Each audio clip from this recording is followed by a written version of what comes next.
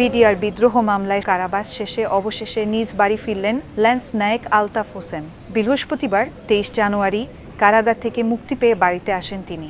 এ সময় পরিবারের সদস্যদের মধ্যে খুশির বন্যা বয়ে যায়। আমি যখন জেলে দেখা করতে যাইতাম, আমার ছেলেটা ওর বাবারে চিনতো না, কথা বলতো, তারপর বলতাম বাবার কাছে যাব, বাবার কাছে যাব, বলতাম এই তো তোমার বাবা না, এটা আমার বাবা না, এটা আমার বাবা না। তো আমার তখন 1 বছর বয়স। আমি শুনেছি, আমি যখন বুঝতে শিখেছি ছোটবেলা থেকে, আমি এটাই জেনেছি যে আমার বাবা আমাদের কাছে নেই। বাবা কোনো একটা কারণে পিলখানা কাশিমপুর কারাগারে বন্দী। বাবা হলো একটা পরিবারের একটা বটগাছের মতো। এত বড় একটা শেল্টার যখন না থাকে তখন খুব টাফ হয় পরিস্থিতি। দীর্ঘ এ সময়ে মাসহ পরিবারের 26 স্বজনকে হারিয়েছেন আলতাফ হোসেন। স্বজনদের শেষ বিদায় জানাতে একবারের জন্য পাননি প্যারোলে মুক্তি।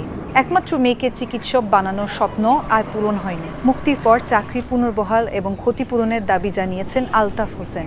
সকল মামলা থেকে কিন্তু আমি মোটামুটি নির্দোষ প্রমাণিত হয়েছি, কারণ সর্বোচ্চ আদালত থেকে আমাকে কয়েকবারই আমার বিরুদ্ধে আপিল করছিল। খালাস হওয়ার পর আপিল করছে সুপ্রিম কোর্ট থেকে, হাইকোর্ট থেকে আমি খালাস। সেই হিসাবে এখন আমি সরকারের কাছে দাবি করবই আমার ক্ষতিপূরণের দাবি আমি করব। আর এই দাবি পূরণটা আমাদের একটা কল্যাণ পরিষদ আছে, বিডিআর কল্যাণ পরিষদ। সবাই যারা চাকরিচ্যুত বিডিআর ক্ষতিগ্রস্ত বিডিআর আছে তাদের মাধ্যমে এটা আমাদের সরকারের প্রতি দাবি আর কি। আলতাফ হোসেনের বাড়িতে গিয়ে দেখা যায় 16 বছর পর তার মুক্তিতে বাড়িতে আনন্দের ঢল নেমেছে। জামিনে বাড়ি ফিরে পরিবারের সদস্যদের সঙ্গে সময় কাটাচ্ছেন আলতাফ। তাকে ঘিরে স্বজনদের উচ্ছ্বাস। স্বামীকে ফিরে পেয়ে স্ত্রী শিরিন সুলতানা জাগো নিউজকে বলেন, যখন আমার হাজবেন্ড জেলে ঢুকে তখন আমার মেয়ের বয়স 4 বছর, ছেলের বয়স 2 বছর। সেই থেকে আমার জীবন যুদ্ধ শুরু। 2009 সালের 25-26 ফেব্রুয়ারি আমার জীবনের যুদ্ধ শুরু হয়েছে। দীর্ঘ 16 বছর জেলে থাকায় আমার সংসারে একমাত্র উপার্জনক্ষম লোকই ছিল আমার হাজবেন্ড। তার উপার্জনই আমার সংসার চলছে। আমার হাজবেন্ডের খুব আশা ছিল যে আমার মেয়েটাকে ডাক্তারি পড়াবে।